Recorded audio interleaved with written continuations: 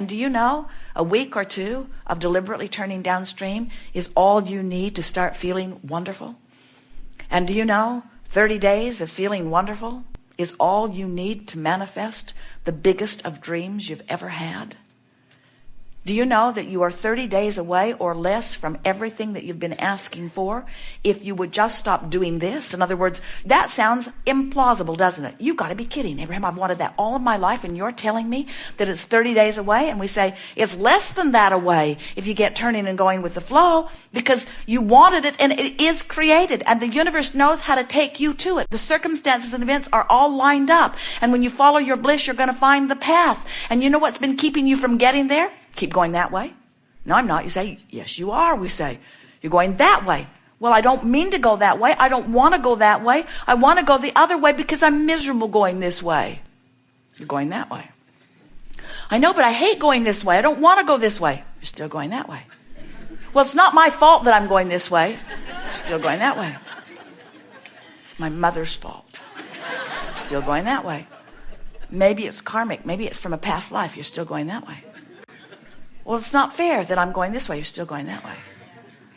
Well, what am I doing wrong? You're still going that way. Well, how am I going to get this boat turned around? You're still going that way. I need to turn the boat around. I want to get this 30-day thing underway. I want to go the other way. You're still doing that thing. Well, Abraham, this seems impossible. You're still going that way. Well, just tell me what to do. Pet your cat. Quiet your mind. Stop watching those programs that inflame that. Stop talking to those people that talk about those things that keep you pointed that way. Look for reasons to feel good. Make a list of positive aspects. Buy a notebook and make lists of positive aspects. Look for things to appreciate. In other words, you can't think about that and something else at the same time. So it really is about think and feel, think and feel, think and feel, think and feel, think and feel. And at first, you're going to think and feel and think and feel and think and feel and think and feel and think and feel, because that's how you've been thinking and feeling, and that's what Law of Attraction is giving you. But before you know it, you're going to think something that feels not so much that way. Do you know when you sleep, your boat turns around in the stream every single time. And when you wake up, you say, oh yeah, what was I mad about? And you turn back around. But if before you go to bed, you could say, while I sleep, my boat's going to turn around. And when I wake up, I'm going to lie in bed and I'm going to think about the positive aspects of my life. Now when you wake up, you get a little momentum going this way. Now we're really making this sound like you are an upstream crowd. And you're not.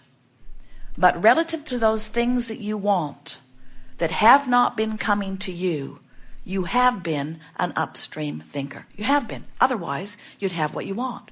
So if you don't have enough money, you've been more this way upstream than you have downstream. If your relationship is not pleasing you or is missing altogether, you've been thinking more about things that make you feel bad relative to that than good.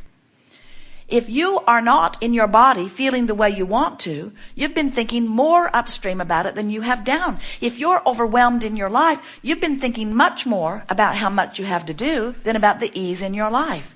The universal law of attraction never yields to you something that is different from your vibrational frequency. So when you say, okay, I get it.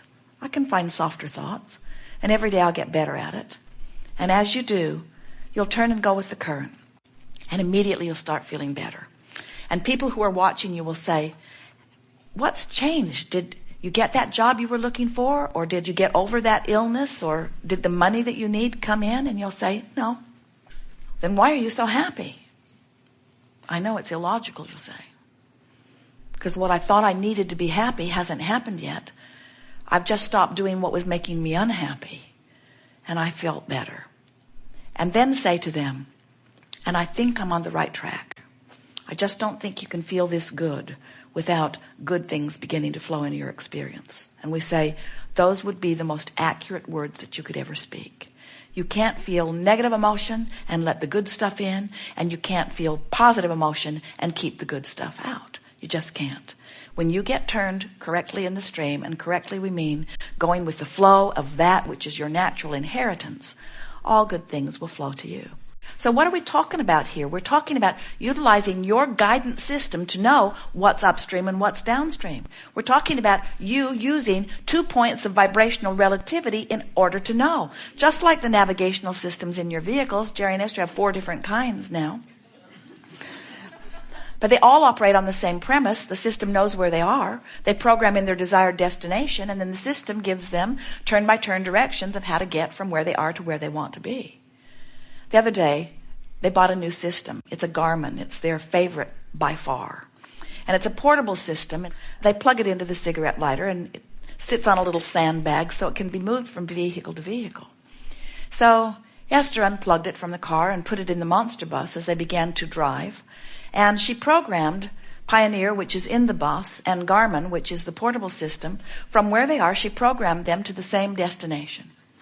So now she says to Jerry, I'm in good hands. You can go back and do whatever you need to do. I have guidance. And off they go. And all of a sudden, she comes to a juncture in the freeways, and Pioneer says, get in the right lane and take this road to the right, and Garmin says, get in the left lane and take this road to the left. And she has them turned up very, very loud. And then she hears Jerry piping in from the back about something, and she says to all of them, I'm not listening to any of you. I'm going to do what I'm going to do. Because she realized she was in a sort of critical position. She was in 6 or 7 lanes of traffic. Everyone was driving at breakneck speed. She's 70 feet long, about moving 70 miles an hour, and she's getting mixed messages about which way to go. It was chaos for a moment, almost a panicked sort of feeling. That feeling of indecision, that feeling of undecidedness, that is a horrible situation to be in. And yet, you put yourself in that situation all day, every day, when you say, what do you think? What do you think? What do you think? What do you think, political party of mine? What do you think, religion of mine? What do you think, ancestor of mine? What do you think, mother of mine, father of mine, partner of mine, peer group pressure of mine? What do you think? What do you think? What do you think? And if there are 10 of them, they think 10 different things. If there are 20 of them, they think 20 different things. In other words, they're thinking a lot of different things. And if you are trying to listen to the voice that is the loudest, you have an uncomfortable situation going on where all along you have an intuitive gut feeling that if you learn to listen for it, you will not be confused about which way to go. And so we call that using the vibrational relationship between who you are, letting yourself be in this moment, and who you have become. And that's the thing that we most want you to leave this gathering knowing. You didn't come into this physical experience intending to stand in this static place, not evolving or expanding. You knew, in fact, the reason that you came was you knew that the variety would cause you to constantly become more, and that your guidance would then call you toward the more that you had become. So when you have a feeling of unfulfillment, what it means is your life caused you to ask for something that for some reason you're not letting yourself go to. And the majority of the time that you're not allowing yourself to go to it is because somebody has trained that out of you. Your natural impulse is always to follow your bliss. And when you're little, you do that until somebody says to you, it's inappropriate for you to be pleasing yourself all the time. And you want to say, no, it isn't. I'm sure I'm right. They say, no, you are not supposed to please yourself. And in very short order, you learn, because they're bigger than you are, that sometimes it goes better for you initially if you please them. Because most of them are still trying to control the conditions, and they convince you, when you do that, I feel bad, and when you do that, I feel good. So you should do what makes me feel better. Which works out all right for you when there's just one of them, but get 2 of them plugged in and trying to give you guidance. It makes you a little crazy, or more, you see. And so then it seems that the only way a little tyke can grow up and feel any reasonable happiness is if his family can get him into a culture where everybody thinks pretty much the same. So he doesn't have these split messages going on. And do you know that's what so many societies are doing?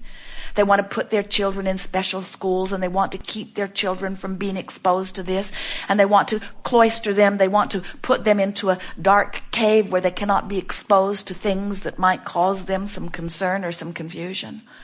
And what we're wanting you to do is to get out into the light and to activate your own guidance system so that you are not afraid, but instead you are confident that under any and all conditions you can tell which direction to go. Because the call of Source, once you begin to listen to it, is an undeniable call. You'll get so wise that you'll know that Source always calls you toward kind words, never critical words. You'll get so sensitive to the call of Source that when you're hating someone for their color, for their religion, for their whatever, you'll get so sensitive to the call of Source that you'll know, I am violating the very premise from which I was born and to that which I have become. Hatred does not become me, you will discover.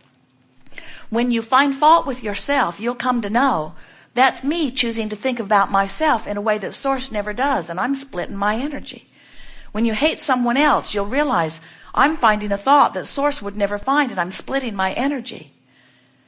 When you drop bombs in the name of God, no matter which side of the battle you're on, we promise you your energy is split. You never, ever, ever do anything like that from your place of alignment with Source.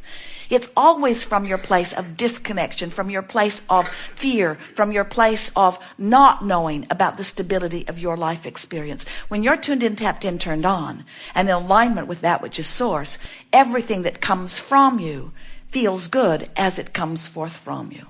And so, in time, with a little bit of practice, worse, better, worse, better, worse, better, worse, better, you'll get so in sync with the natural rhythm of who you are that you will be able to look at something that is abhorrent in nature, maybe the behavior of your government or someone else's, maybe the behavior of someone in your community, maybe the behavior of someone in your family or in your relationship.